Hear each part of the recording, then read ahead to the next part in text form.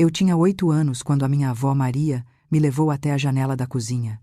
Lá fora, o cheiro a sal e a peixe de conserva subia das fábricas de Setúbal como um lembrete teimoso de onde vínhamos. Ela abriu uma caixinha de veludo gasto, e entre os dedos brilhou um fio de ouro branco com 3 diamantes pequenos, discretos, firmes, como quem não precisa de atenção para existir. Isto é para lembrar-te que o valor verdadeiro não se grita. Sente-se, disse-me, pousando o colar no meu colo como quem assenta raízes. Nessa tarde, contou-me pela milésima vez como o comprou em 1945, depois de meses a dobrar horas no turno da noite, poupando cada escudo num frasco de vidro escondido atrás dos sacos de farinha. Não o comprou para ser visto. Comprou-o para nos lembrar que o que é nosso não depende do olhar dos outros. Cresci com esse fio contra a pele, como uma linha invisível que costurava as mulheres da minha família. A avó que sobrevivia, a minha mãe que conciliava contas e silêncios, e eu, que aprendi a fazer as minhas escolhas em voz baixa. Em cada aniversário, em cada apresentação na escola, o colar esteve ali. Não era um troféu, era uma promessa. Com o tempo, percebi que o colar tinha 2 brilhos: o que a luz devolvia e o que eu sentia por dentro. O primeiro piscava quando passava diante de vitrinas polidas. O segundo acendia quando alguém que amo me olhava e dizia: "Estás bonita", sem falar do colar. Sempre preferi o segundo, sempre preferi o que não precisava de aprovação. Talvez por isso, quando entrei no mundo adulto, escolhi trabalhar sem fazer barulho, ajudar sem precisar de placa na parede. Fui aprendendo cifras, contratos, cláusulas.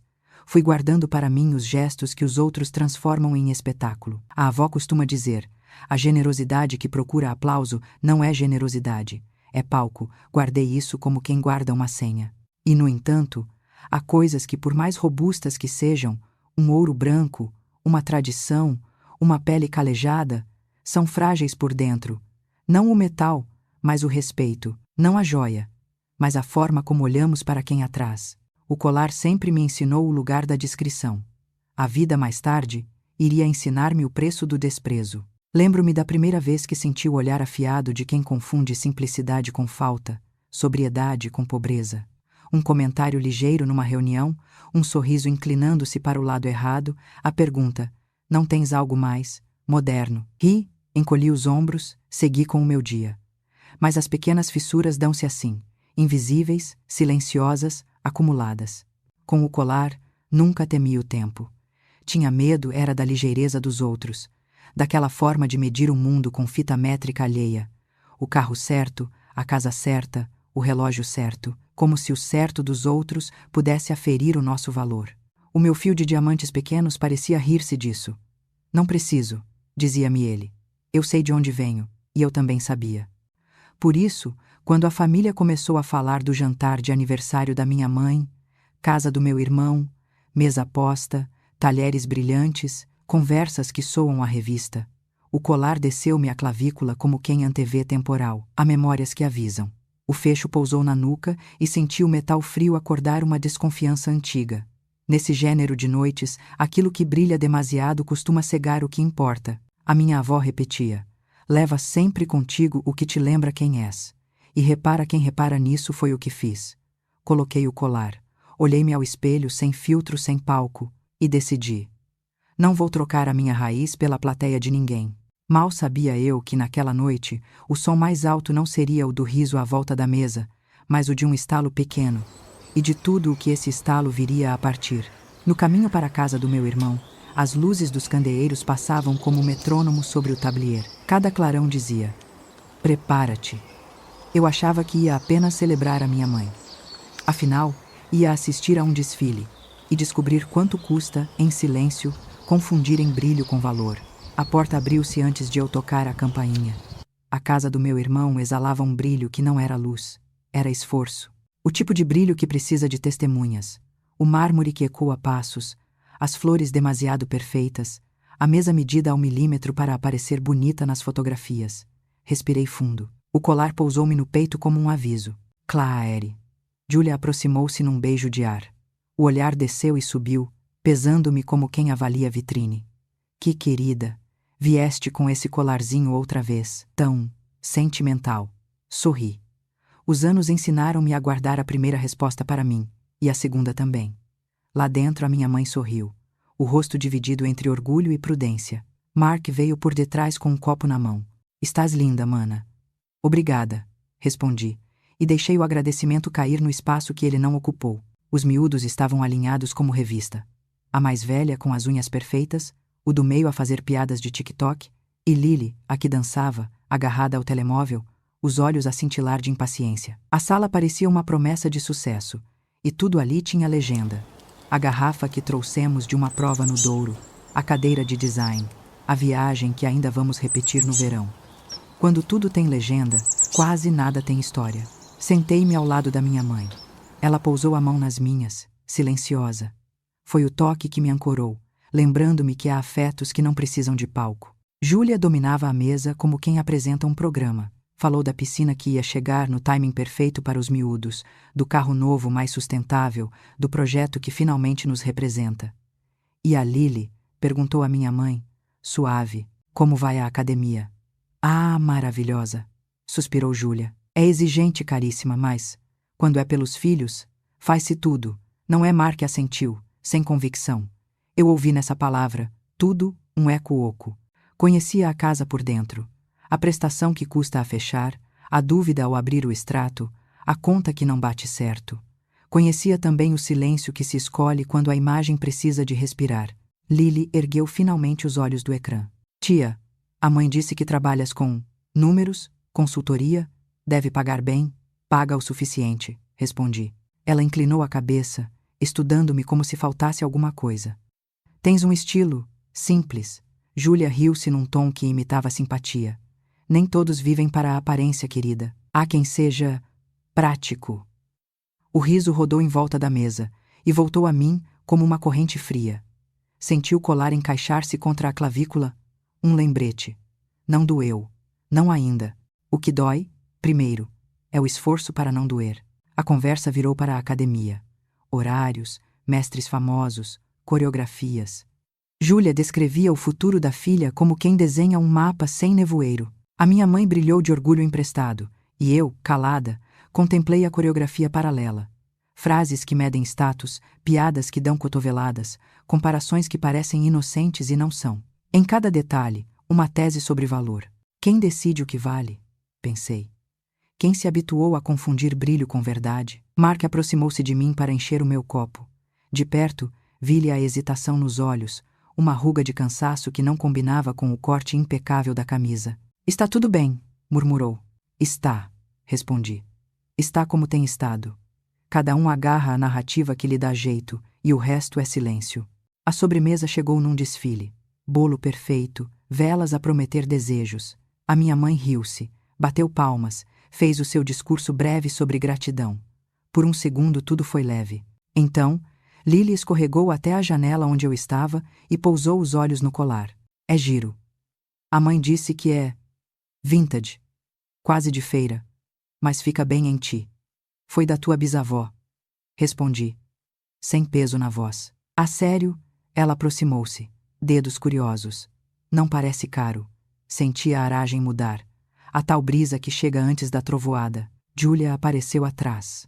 O sorriso quieto de quem nunca é surpreendida, como se já tivesse ensaiado esta cena. Meninas, disse, doce. Não façam drama, é só um colar só. A palavra ricocheteou-me no peito, encontrando todas as pequenas fissuras de anos. Só o tempo de uma mulher, só o trabalho de uma vida.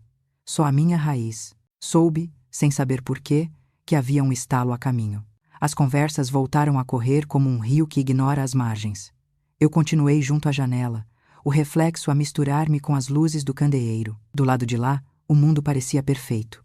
Do lado de cá, eu sentia a perfeição a pedir sacrifícios. O respeito primeiro, a verdade depois. A minha mãe levantou-se para apagar as velas. O coro dizia, parabéns, e a chama dançava num tremor breve. Penso hoje que foi um ensaio do que viria a seguir, uma dança pequena antes da escuridão. Lily voltou a aproximar-se, desta vez mais perto. Tão perto que pude ouvir-lhe a respiração impaciente. Os dedos tocaram o fio com a leveza de quem brinca com o que não entende. Posso ver? Perguntou, mas não esperou resposta. O metal roçou a pele. Júlia inclinou-se. olhos atentos. Mark desviou o olhar. O silêncio que antecede o choque é uma espécie de piedade do universo. Dá-nos um segundo para escolher quem queremos ser. Eu escolhi ficar quieta. A mão da minha avó pareceu pousar-me no ombro, invisível, e eu ouvia dizer: repara quem repara. Reparei. Foi o suficiente para perceber. A próxima nota seria aguda. Quando a minha mãe soprou as velas e a sala explodiu em aplausos, senti, por baixo do aplauso, qualquer coisa a enrijecer no ar, como um acorde mal resolvido. Lily sorriu, os dedos ainda no fecho. Houve um lampejo de impaciência. E então, a música da noite calou-se para escutar um som pequeno que muda destinos. O primeiro som foi quase bonito. Um tilintar delicado, metal a roçar pele. O segundo, não. O segundo foi um estalo seco, íntimo, que não pertence a nenhuma festa. Tac, pequeno, definitivo. O tipo de som que não ecoa na sala, ecoa cá dentro. Os dedos de Lily ainda seguravam o fecho quando a corrente cedeu. Vi o fio ceder em câmara lenta, como um galho fino a partir-se sob o peso de um pássaro distraído. O colar deslizou pela clavícula, tocou-me o externo e caiu. Não no chão, não ainda. Caiu primeiro sobre a palma da própria Lily, que fechou a mão numa concha automática. Ups, disse assim, como se tivesse deixado cair uma migalha. A boca fez um sorriso que não pedia perdão. Pedia cumplicidade. O mundo inteiro hesitou. Por um segundo, o bolo com as velas parecia um quadro. Os aplausos parados no ar como poeira. A minha mãe manteve a expressão de quem ainda não sabe o que aconteceu. Apenas que algo errado entrou na sala sem convite. Mark baixou os olhos para o copo, a girar o líquido como se procurasse resposta no fundo.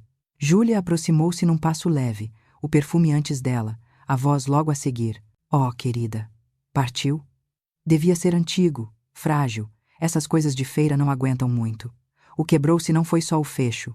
Partiu-se o verniz do que eles julgavam ser civilizado, e por baixo havia rocha dura. A certeza de que o meu valor era negociável, de que o que trago ao peito só vale se alguém com autoridade de vitrine disser que vale. Senti um calor subir-me ao rosto, não de vergonha, de lucidez. Há vergonhas que pertencem a quem fala, não a quem ouve. Estendi a mão, pedi o colar sem levantar a voz. Lily pousou-o como quem devolve um objeto sem história. O fio estava inteiro, o fecho partido, uma pequena boca de metal aberta num grito mudo. Passei o polegar pelos 3 diamantes. Lembrei-me da minha avó com as mãos cheias de cheiro a sal e óleo, a dizer: não grites o teu valor, guarda-o. Obedeci toda a vida. Naquele instante, percebi a outra metade da lição. Guardar não é calar. Não faz mal. Ouvi-me dizer. Era verdade, e não era. Não fazia mal ao metal, podia reparar-se. Fazia mal ao que não se conserta num balcão. O respeito. Julia avançou mais um passo. A mão no meu ombro, leve como uma bandeira branca que, na costura, trazia desafio. Deixa, Claire. Amanhã compramos um novo, moderno. Mereces um que te favoreça. Compramos. Ri por dentro. O plural generoso de quem nunca paga o singular da consequência. A minha mãe finalmente achou a voz. Lily, pede desculpa à tua tia.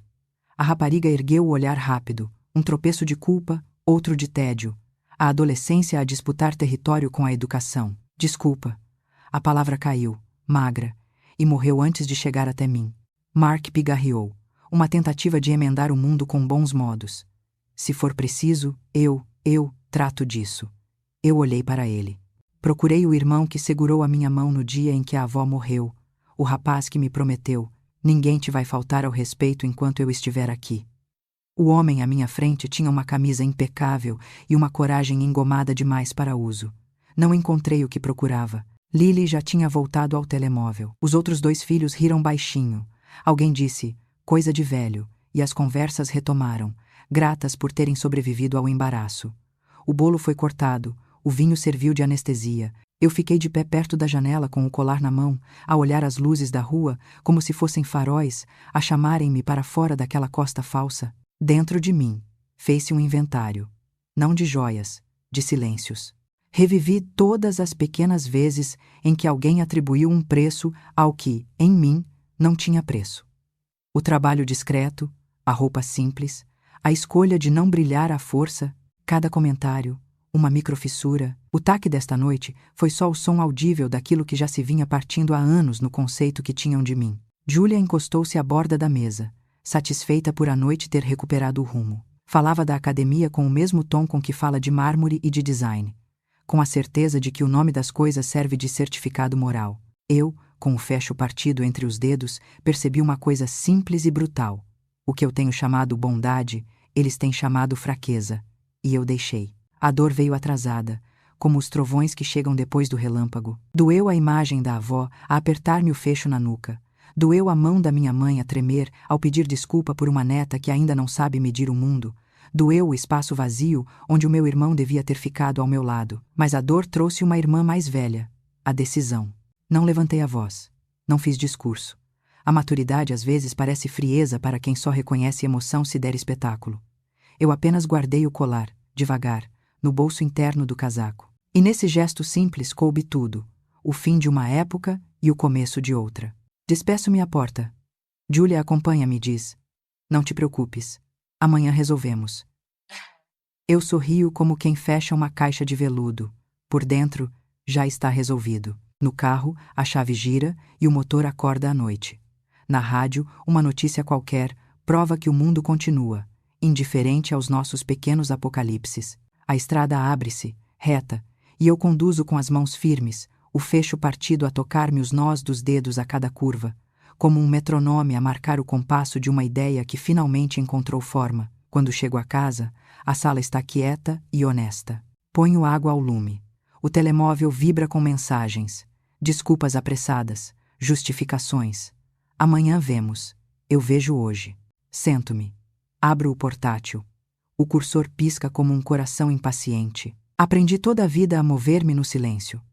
Agora, ia usá-lo como se usa um bisturi, para separar a faísca da vaidade da luz do que tem valor. O chá ferveu. O som da água a cair sobre a chávena foi o último gesto de ternura da noite. Depois, os dedos pousaram no teclado. O assunto escreveu-se sozinho. E quando carreguei em enviar, percebi. Há estalos que partem metal, e há cliques que reconstroem a nossa coluna. A água do chá ainda fumegava quando o cursor começou a piscar no ecrã, uma luzinha impaciente, como se o computador respirasse por mim. A casa estava tão silenciosa que eu conseguia ouvir o metal do fecho partido a bater de leve dentro do bolso do casaco, marcando um compasso novo. Sentei-me, abri o e-mail, e pela primeira vez naquela noite senti que o silêncio estava do meu lado. Não como fuga, como escolha. Antes de escrever, deixei que a memória me puxasse 3 anos atrás, a uma sala ampla do palacete ao pé do Tejo, candelabros refletidos no copo de vinho, o murmúrio macio das vozes que falam de filantropia como quem fala de tempo. Foi ali que conheci Margaret Wells, diretora de admissões da academia. Lembro-me da forma como me ouviu, sem interromper, enquanto eu lhe dizia que queria apoiar talento sem palco, que a minha ajuda não precisava de nome, apenas de chegar a tempo. Podemos fazer uma bolsa anônima, respondeu, pousando o cartão na minha mão. Pago trimestral? Perguntei. Margaret sorriu. Pago de compromisso. Voltei ao presente. O compromisso tinha outro nome agora. Limite. Escrevi o assunto com a calma de quem aprende a não pedir licença. Assunto: terminação imediata de bolsa. Aluna 2847. Lily Morrison. E o corpo? Sem floreados. Cara Margaret, a partir desta data, retiro o meu apoio financeiro à aluna 2847. Solicito o cancelamento da bolsa e a atualização da propina para pagamento direto pela família. A decisão é final e permanente. Obrigada pela discrição de sempre. Se. Li 2 vezes. Não havia ressentimento naquelas linhas. Havia fronteira. Havia a recusa em continuar a financiar um futuro onde a minha dignidade era tratada como troco. Carreguei em enviar. O clique foi pequeno, mas por dentro soou como um trinco a rodar.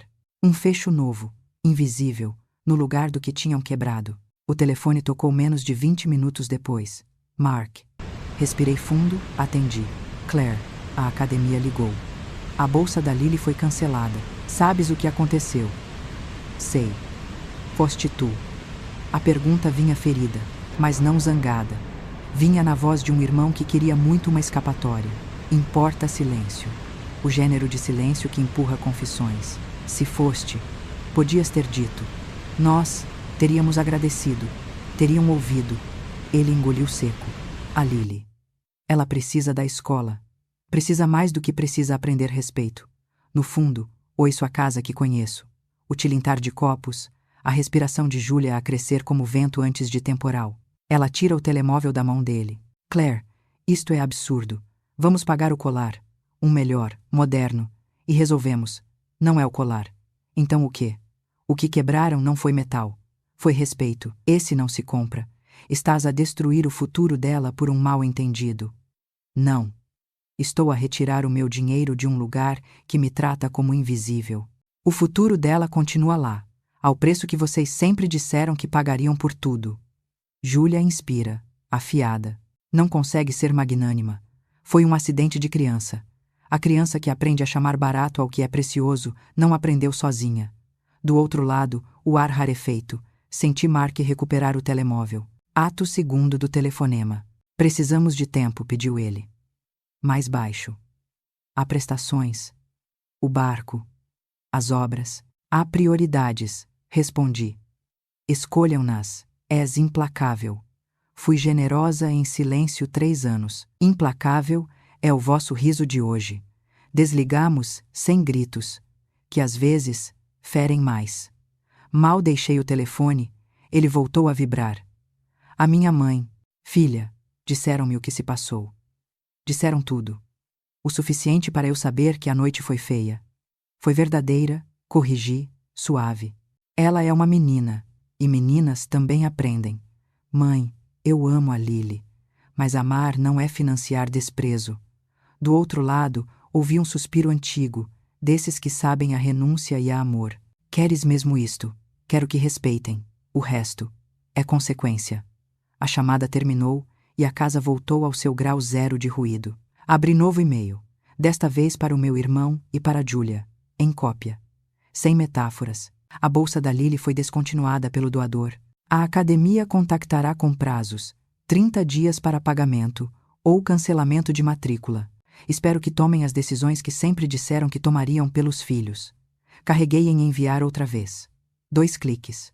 2 cortes limpos no cordão que me prendia a uma narrativa onde a minha bondade era cenário. Encostei-me na cadeira e, pela primeira vez desde o taque do fecho, o corpo descansou. Havia dor, sim. A dor de perder uma ilusão, a de que família bastava para proteger. Mas por baixo da dor pulsava outra coisa. Coluna. O telemóvel estourou em mensagens, desculpas apressadas, acusações embrulhadas em açúcar, promessas de conversarmos amanhã. Eu já estava em amanhã. E no dia seguinte aquele amanhã. Fiquei a olhar para o fecho partido no bolso. Pensei na avó. Guarda o teu valor. Guardei-o durante anos. Esta noite guardei-o de volta de quem o usou. Vingança? Se quiserem chamar-lhe assim. Eu chamo-lhe justiça silenciosa. Não humilha, não expõe, apenas retira o que nunca foi reconhecido. Apaguei as luzes. A cozinha mergulhou numa penumbra mansa. O vapor do chá subia como um pequeno incenso doméstico. O mundo lá fora seguia em carros, buzinas, notícias. Aqui dentro, os ponteiros mudaram de sítio. O tempo da minha espera tinha acabado. De manhã, o telefone tocaria mais pesado. Prazos, números, escolhas. A academia apertaria o relógio. A casa dos meus veria, pela primeira vez, o brilho a cobrar conta. E eu levaria o colar ao ourives, para ouvir de um estranho a verdade que a família recusou. Há coisas que se reparam, mas ficam cicatrizes. Algumas, felizmente, ensinam a luz a passar melhor. O dia seguinte acordou sem pressa, mas os telefonemas tinham hora. Às 9, a academia. Voz profissional, sem raiva, apenas o tipo de frieza que as instituições usam quando o relógio manda. 30 dias. Depois disso, suspensão automática. Agradeceram a colaboração anterior. Desejaram boa continuação. A chamada terminou e a minha cozinha voltou a ser só uma cozinha. Mas em casa do meu irmão, o relógio começou a contar em voz alta. Vi a primeira fenda através de mensagens curtas, quase telegráficas. Conseguimos prorrogação? Perguntou o Mark. Não, respondi. E a palavra, por mais pequena que fosse, tinha o peso exato da nova realidade. À tarde, passei em frente ao estúdio onde a Lily ensaiava.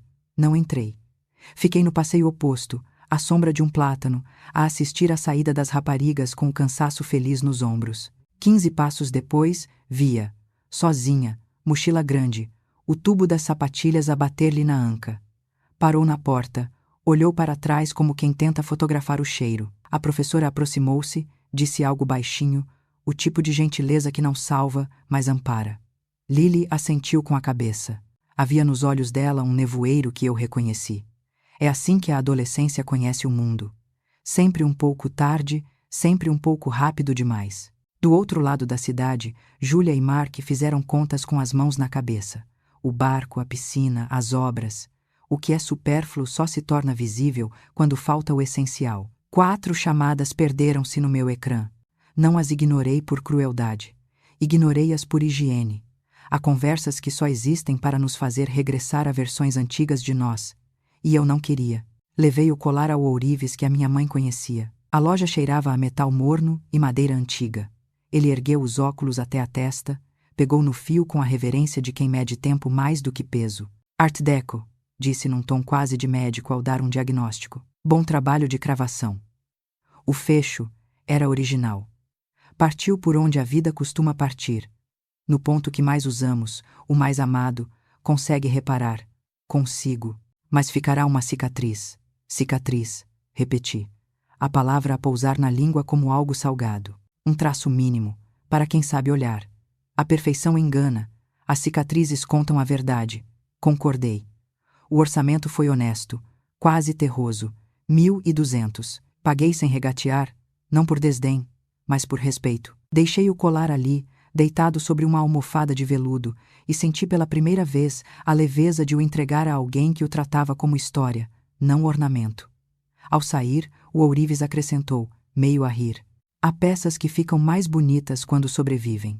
No caminho para casa, o telemóvel acendeu-se com o nome da minha mãe. Filha, ele não sabe como pagar. Está a vender, mas ninguém compra um barco de um dia para o outro. Eu sei. E a Lily está calada. Isso assusta-me. Sabes como ela fala sempre por cima de tudo. Hoje não fala por cima de nada. Talvez esteja a ouvir-se pela primeira vez. Respondi.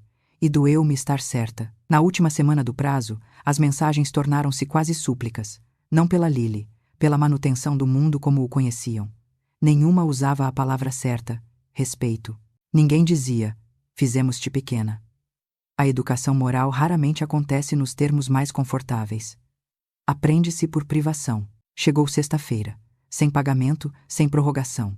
A academia enviou o e-mail final. Matrícula cancelada, vaga libertada. Li o assunto como se estivesse a ler a previsão do tempo. Neutro, inevitável. O Mark ligou. Atendi. Está feito, disse ele, com a voz rouca de quem ficou a noite toda a tentar resolver o irresolvível. Ela saiu. Sinto muito, disse, e era verdade. Não pelo cenário que eles tinham construído, mas pelo sonho que agora precisava de outro palco. Tu estás satisfeita. Não, estou inteira. A diferença do outro lado, ouvi o som de um objeto a pousar com força sobre a mesa. Depois, silêncio, o mais honesto que tivemos nos últimos anos. O que querias de nós? Perguntou finalmente. Uma coisa que parece simples e custa caro. Pedir desculpa pelo que é preciso, não pelo que convém. E aprender.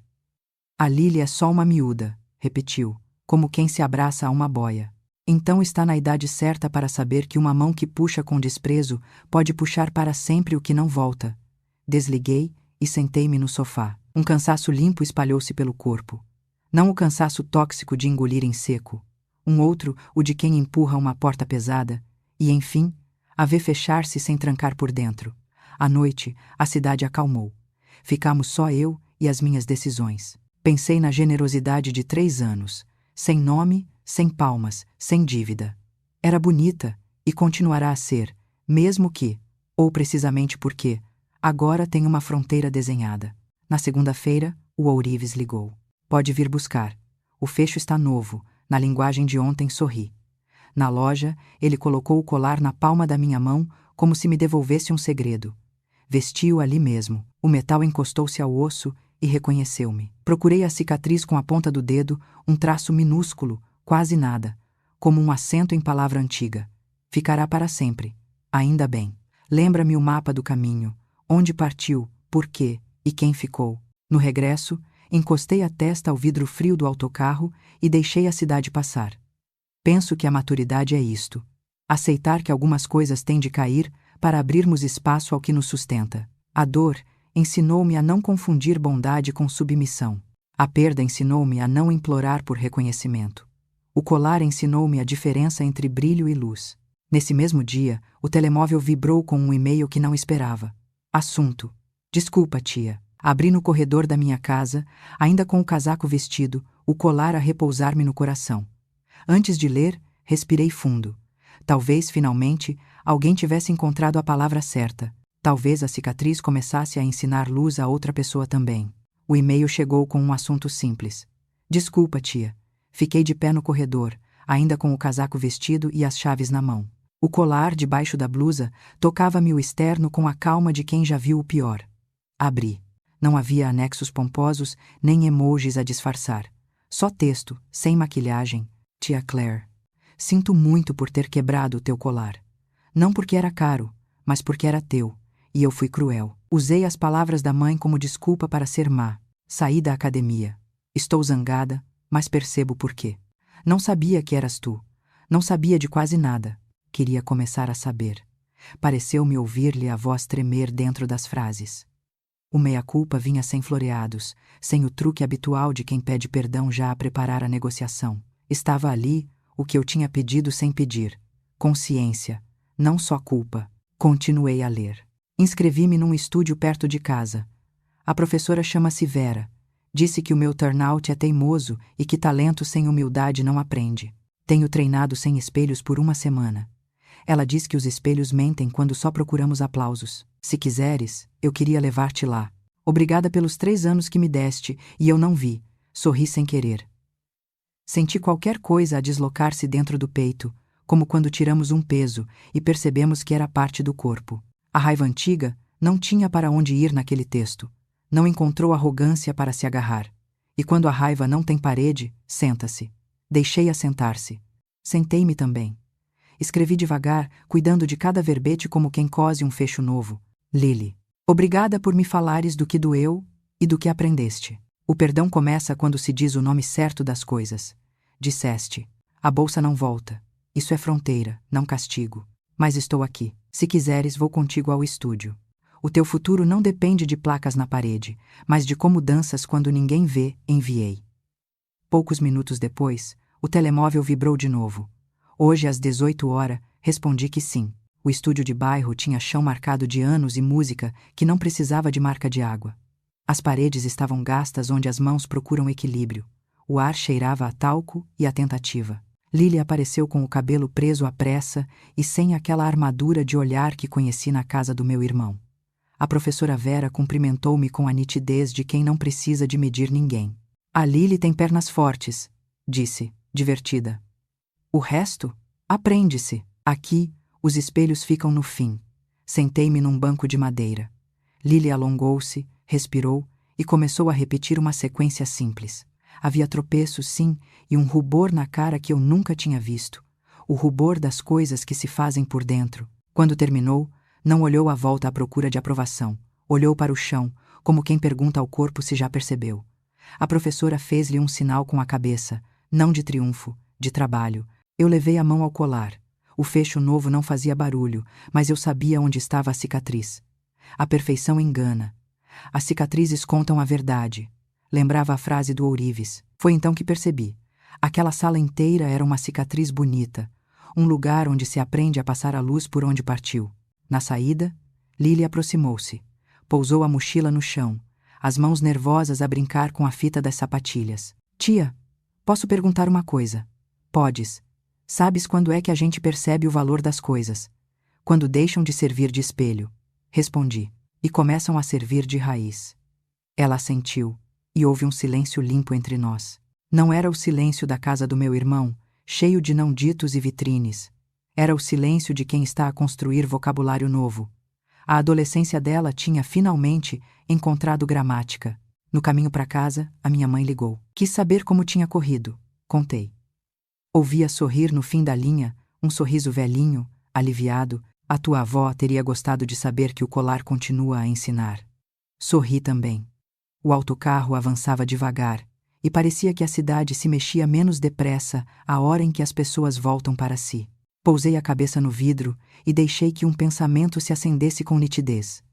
Generosidade não é obrigação, é escolha. Perdão não é amnésia, é maturidade. Respeito não é preço, é medida. Cheguei a casa, pendurei o casaco e fiquei um momento quieta no hall. Toquei no fecho. O traço minúsculo estava lá, não para doer, mas para lembrar. As coisas que sobrevivem trazem um mapa dentro de si. Onde partimos, por quê, quem ficou. E às vezes é num estúdio sem espelhos, numa carta sem floreados, num fecho com marca, que a vida nos diz: agora sim, a luz sabe por onde passar. Naquela noite, sentei-me à secretária e escrevi uma nota para mim mesma. Não financiar desprezo, investir em respeito, cuidar do que é discreto. Fechei o caderno, fechei os olhos e pela primeira vez em muito tempo a minha vontade não pediu palco. Pediu só isto: continuar, com a coluna de pé e o colar no lugar.